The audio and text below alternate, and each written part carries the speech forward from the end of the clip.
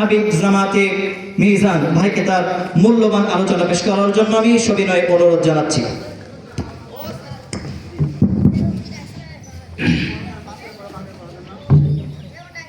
السلام عليكم ورحمة الله وبركاته.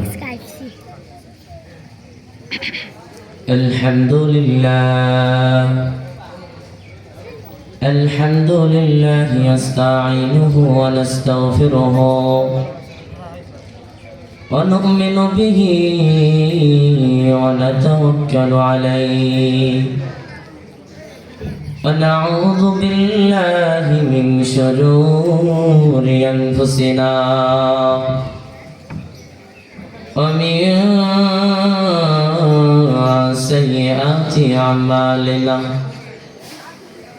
من يهده الله فلا مضل له ومن يضلله فلا هادي له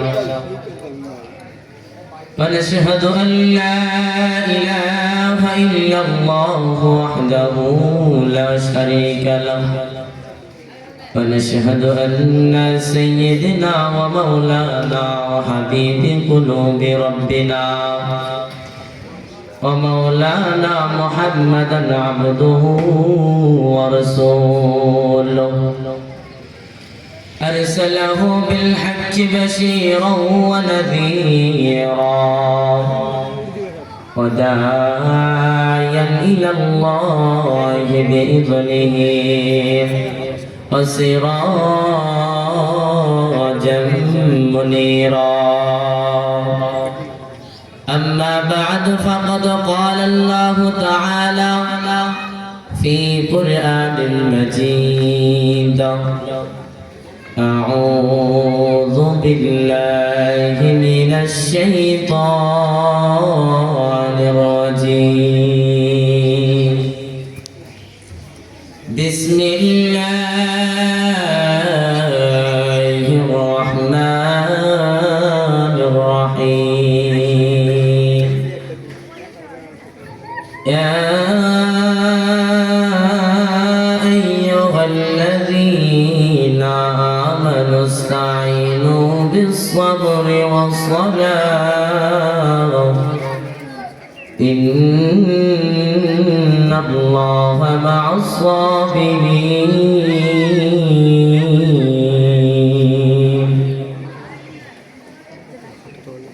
وقال النبي صلى الله عليه وسلم أول ما يحاسب به العبد يوم القيامة الصلاة. وقال عليه الصلاة والسلام إن الله وملائكته يصلون على النبي يا أيها الذين آمنوا صلوا عليه وسلموا تسليما. صدق الله العلي العظيم وصدق رسوله النبي الكريم ونحن على ذلك من الشاكرين والشاكرين والحمد لله رب العالمين. الحمد لله আল্লাহ তাআলা দরবারে লাখো কোটি শুকর ও সুজুদ যে মান আল্লাহ তাআলা আমাদেরকে দয়া মায়া করে বিভিন্ন কাজ থেকে ফারিগ করে সেই মহান রব্বুল আলামিন আমাদেরকে একটি সুন্নতি জায়গায় জান্নাতের বাগানে আল্লাহ তাআলা আমাদেরকে বসার সুযোগ করে দিলেন। এই জন্য সেই মহান রব্বুল আলামিনের দরবারে সকলে একবার শুকরিয়া দান আদায় করি, সকলে বলি আলহামদুলিল্লাহ। আরো একবার দরুদ ও সালাম জানাই সে তাজদারে মদিনা, যেই নবীজির অক্লান্ত পরিশ্রমের কারণে আমরা দিন পেয়েছি, যেই নবীজি না আসলে এই দুনিয়াটা জন্মই নিত না, এই দুনিয়াটা সৃষ্টি হতো না, যেই নবীজি এই দুনিয়ার প্রতি আগমন না করলে আমরা মুসলমান হিসেবে এই দুনিয়ার ভিতরে আগমন হতাম না। সেই নবীজির উপরে একবার দরুদ ও সালাম জানাই সকলে বলি সাল্লাল্লাহু আলাইহি ওয়াসাল্লাম। সম্মানিত মুহতারাম হাজিরিন,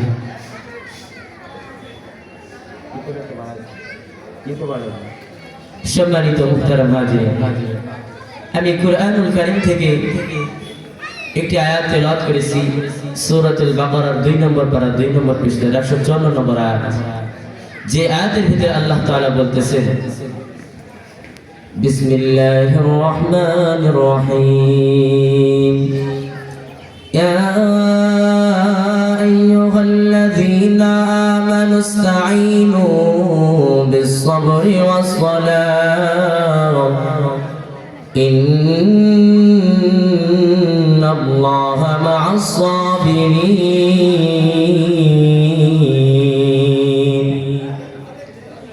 আল্লাহ রাব্বুল আলামিন এই আয়াতের ভিতরে বলতেছেন, ইয়া আইয়ুহাল্লাযীনা আমানু ইসতাঈনু বিস-সাবরি ওয়াস-সালাহ, হে দুনিয়ার মুসলমান, হে দুনিয়ার ইমানদারেরা, হে দুনিয়ার ইমানদারেরা, তোমরা যদি আমি আল্লাহ তাআলার কাছে যদি যাও, ধৈর্য ও সালাতের মাধ্যমে আমি আল্লাহ তাআলার কাছে প্রার্থনা করো, ইন্নাল্লাহা মা'আস-সাবিরিন, নিশ্চয় যে ব্যক্তি ধৈর্য ধারণ করে আমি আল্লাহ তাআলা তাদের সকলের কদমে কদমে আমি আল্লাহ তাআলা তাদের সঙ্গে আছি। জোরে জোরে বলেন সুবহানাল্লাহ। ও দুনিয়ার মুসলমান, দিনের কান লাগা শোনো, এই নামাজ এমন একটা জিনিস, এই নামাজের মাধ্যমে আল্লাহ তাআলার সঙ্গে এবং বান্দার সঙ্গে মহব্বত পয়দা হয়। এই নামাজ এমন একটা জিনিস, আল্লাহ তাআলা এবং বান্দার মাঝে সম্পর্ক সৃষ্টি হয়, বন্ধুত্ব সৃষ্টি হয়।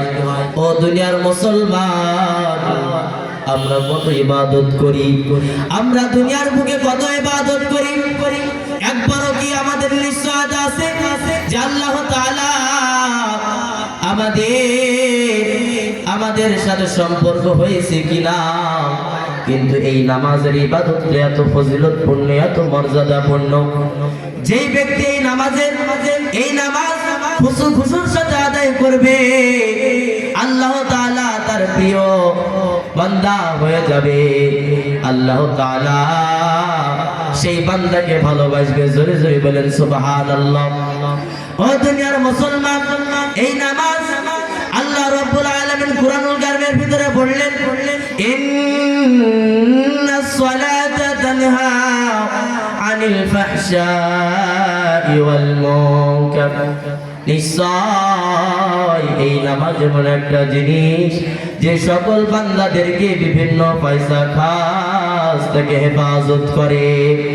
সম্মানিত মুহতারাম হাজিরিন, এই নামাজের এত গুরুত্ব, এই নামাজের গুরুত্ব বোঝানোর জন্য আল্লাহ রাসূল সাল্লাল্লাহু আলাইহি ওয়াসাল্লাম হাদিসের ভিতরে বলেন, আউয়ালু মা ইউহাসাবু বিহিল আবদু ইয়াউমাল কিয়ামাতিস সালাহ, কাল কিয়ামতের ময়দানে দুনিয়ার মুসলমান ভালো করে দিনের কান লাগা শোনো, কাল কিয়ামতের ময়দানে সর্বপ্রথম তোমার হজের হিসাব নেওয়া হবে না। কাল কিয়ামতের ময়দানে সর্বপ্রথম তোমার অন্য কোনো ইবাদতের হিসাব নেওয়া হবে না। ইয়াউমাল কিয়ামাতিস সালাহ, কাল কিয়ামতের ময়দানে শুধুমাত্র এই নামাজের হিসাব নেওয়া হবে। জোরে জোরে বলেন সুবহানাল্লাহ। এই নামাজকে আমরা বাদ দিয়ে কত ইবাদত করি, এই নামাজকে বাদ দিয়ে রে মুসলমান, এই নামাজকে বাদ দিয়ে আমরা কত দুনিয়াদারি করি। তোমার এই দুনিয়াদারি কিয়ামতের ময়দানে কাজে আসবে না, তোমার এই দুনিয়াদারি কাল কিয়ামতের ময়দানে কাজে আসবে না। শুধুমাত্র কেবলমাত্র কাল কিয়ামতের ময়দানে তোমার এই নামাজ তোমার নাজাতের জারিয়া হয়ে যাবে। জোরে জোরে বলেন সুবহানাল্লাহ। একদিন আয়েশা রাদিয়াল্লাহু তাআলা আনহা হুজুর সাল্লাল্লাহু আলাইহি ওয়াসাল্লামকে প্রশ্ন করতেছেন, ইয়া রাসূলুল্লাহ, ও আমার স্বামী গো, ইয়া হাবিবাল্লাহ, ও আমার স্বামী, এই যে এই দুনিয়ার বুকে তোমার কত উম্মত জন্ম নেবে, ওই কিয়ামতের ময়দানে তোমার খাঁটি উম্মতদেরকে কেমনে বাছাই করবা? সেই মুহূর্তে আমার আপনার নবী, মায়ার নবী একটি মুস্কি হাসি দিয়ে বললেন, ও আমার আয়েশা, ও আমার বিবি গো, তুমি শুনে রাখো, যে আর যারা আমার উম্মত উম্মতরা যারা দুনিয়ার বুকে নামাজ আদায় করে তাদের কপালে চিহ্ন হয়ে যায়, পায়ের গোড়ালিতে চিহ্ন হয়ে যায়। এই কাল কিয়ামতের ময়দানে এই চিহ্নগুলো নূরের মতন চমকাইতে থাকবে। জোরে জোরে বলেন সুবহানাল্লাহ। এই জন্য ভাইরা আমার, এই নামাজের মাধ্যমে কাল কিয়ামতের ময়দানে আমরা জান্নাত পাবো। সম্মানিত মুহতারাম হাজির, হাসলেও আমাকে আজকে কবরে যাইতে হবে, বললেও কানলেও আমাকে আজকে কবরে যাইতে হবে, দালান করা অট্টালিকাতে থাকলেও আমাকে আজকে কবরে যাইতে হবে। একটু দিনের কান লাগা শোনেন, এই নামাজ যদি আমরা না আদায় করে ওই কবরে যাই, ওই কবরখানে আমার কি হবে? ওই কবরে জাহান্নাম ছাড়া বিকল্প কোনো রাস্তা নাই। এই জন্য সম্মানিত মুহতারাম হাজিরিন, আমার আপনাদের কাছে উদারত আহ্বান থাকবে, এই নামাজ আমরা কখনোই ছাড়বো না।